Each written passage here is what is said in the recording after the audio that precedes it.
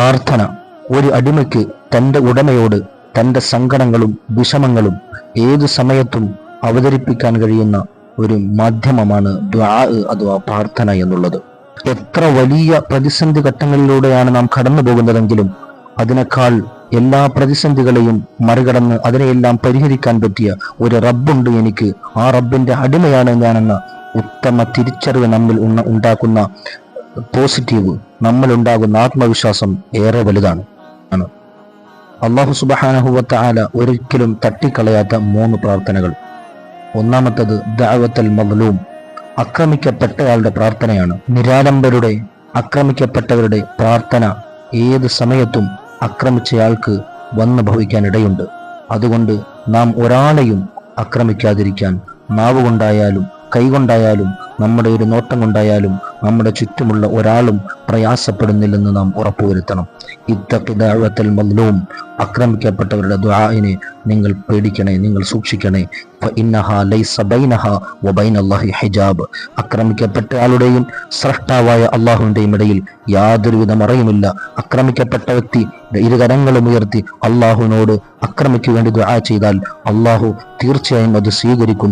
അതുകൊണ്ട് നമ്മുടെ നാവ് കൊണ്ടും നമ്മുടെ ഒരവയവങ്ങൾ കൊണ്ടും നമ്മുടെ ചുറ്റുമുള്ള ഒരാളും പ്രയാസപ്പെടുന്നില്ലെന്ന് നാം ഉറപ്പുവരുത്തണം. രണ്ടാമത്തെ പ്രാർത്ഥന ദഅവത്തുൽ വാലിദി ലിവലദിഹി, മാതാപിതാക്കൾ മക്കൾക്ക് വേണ്ടി ചെയ്യുന്ന പ്രാർത്ഥനയാണ്. ഏറെ ശ്രദ്ധിക്കേണ്ട കാര്യം, ഇന്നത്തെ കാലത്ത് മക്കൾ വഴിതെറ്റുന്നതിന്റെ പ്രധാനപ്പെട്ട കാരണം അറിഞ്ഞോ അറിയാതെയോ മാതാപിതാക്കൾ മക്കൾക്കെതിരെ ശാപവാക്കുകൾ പറഞ്ഞു പോകുന്നു എന്നുള്ളതാണ്. നാം അത് കൂടുതൽ ശ്രദ്ധിക്കുകയും മക്കൾക്ക് വേണ്ടി നന്നായി അവർ നന്നാവാൻ വേണ്ടി കൂടുതൽ അള്ളാഹുവിനോട് യാചിക്കുകയും പ്രാർത്ഥിക്കുകയും ചെയ്യണം. മാതാപിതാക്കളുടെ പ്രാർത്ഥന കാരണമായി ഉന്നതിയിലെത്തിയ ഒരുപാട് മഹാന്മാരെ ചരിത്രത്തിൽ നമുക്ക് വായിച്ചെടുക്കാൻ കഴിയും. മാതാപിതാക്കൾ മക്കൾക്ക് വേണ്ടി ദുആ ചെയ്യുമ്പോൾ അള്ളാഹുവിന്റെയും മാതാപിതാക്കളുടെയും ഇടയിൽ മറയില്ല എന്നതുകൊണ്ട് തന്നെ ലാ തദ്ഉ അലാ ഔലാദിക്കും, മുത്തനബി സല്ലല്ലാഹു അലൈഹി വസല്ലമ തങ്ങൾ നമ്മെ പഠിപ്പിക്കുന്നത് നിങ്ങൾ മക്കൾക്ക് എതിരെ ഒരിക്കലും ദുആ ചെയ്യരുത്. കാരണം അതവർക്ക് അതിന്റെ ഉത്തരം ലഭിക്കുകയും അതിന്റെ ഫലം മക്കളിൽ കാണുകയും ചെയ്യും. മക്കളിൽ നിന്ന് എന്തെങ്കിലും വീഴ്ചകൾ വന്നാൽ അതിന്റെ തെറ്റുകൾ പറഞ്ഞ് മനസ്സിലാക്കി കൊടുത്ത് അവർക്ക് നന്മയിലേക്കുള്ള വഴികൾ തിരിച്ചു കൊടുത്ത് അള്ളാഹുവിനോട് അവർ നന്നാവാൻ വേണ്ടി നിരന്തരമായി പ്രാർത്ഥിച്ചുകൊണ്ടേയിരിക്കുക. അള്ളാഹു നമ്മുടെ മക്കളെയൊക്കെ സാലിഹ്യങ്ങളിലും ഇരുലോകത്തും ഉപകരിക്കുന്ന കൺകുളിർമയുള്ള മക്കളിൽ ഉൾപ്പെടുത്തി അനുഗ്രഹിക്കട്ടെ.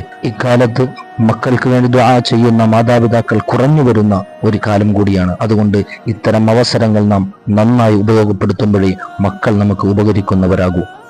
മൂന്നാമത്തെ പ്രാർത്ഥന ദഅവത്തുൽ മുസാഫിരി, യാത്രക്കാരുടെ പ്രാർത്ഥനയാണ്. യാത്രക്കാരന്റെ പ്രാർത്ഥന അള്ളാഹു തീർച്ചയായും സ്വീകരിക്കും. അസ്സഫറു ഖിത്അത്തുൻ മിനൽ അദാബ്, യാത്ര വളരെ പ്രയാസമാണ്. അദാബുകളിൽ നിന്നുള്ള ശകലങ്ങളാണ് യാത്രകളിലുള്ളത്. പലപ്പോഴും വിശപ്പും ഉറക്കമില്ലായ്മയും വിശ്രമമില്ലായ്മയും എല്ലാം യാത്രയുടെ ഭാഗമാണല്ലോ. അതുകൊണ്ട് യാത്രക്കാരന്റെ ദുആ അള്ളാഹു സ്വീകരിക്കുന്നതാണ്. ഹലാലായ യാത്രയിൽ അള്ളാഹുവിനോട് ദുആ ചെയ്താൽ അള്ളാഹു ആ ദുആ സ്വീകരിക്കും. അള്ളാഹുവിന്റെ കാവൽ അവർക്കുണ്ടാകും.